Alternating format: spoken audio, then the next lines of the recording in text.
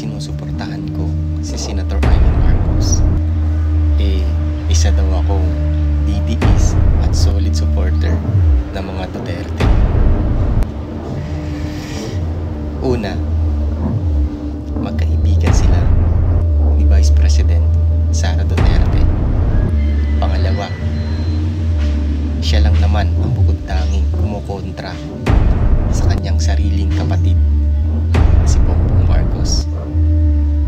Pangtatlo, meron na ba kayong narinig na inaaway o binabatikos si former President Rodrigo Duterte? At isa siya sa mga hindi pumirma ng Baikang Report. At baka pa nga, isa rin siya. At isa din siya sa tumututol sa hindi pag-impeach kay Vice President Sara Duterte. So walang problema kung susuportahan natin si Senator Amy Marcos bilang isang Duterte supporter. Bakit hindi na lang natin ipagsantabi muna yung patungkol sa pagkakaibigan nila ni Bibi Sara Duterte at bilang magkapatid ni President Bongbong Marcos?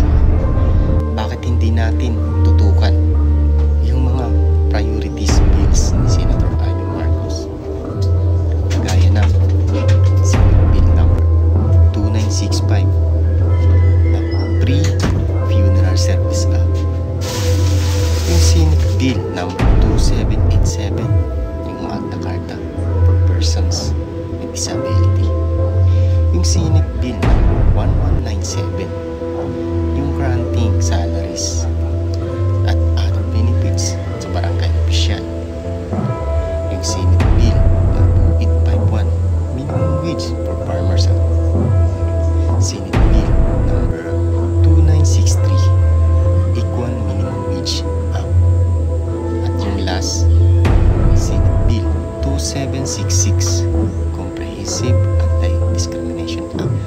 So bakit hindi ko susuportahan si Senator Amy Marcos?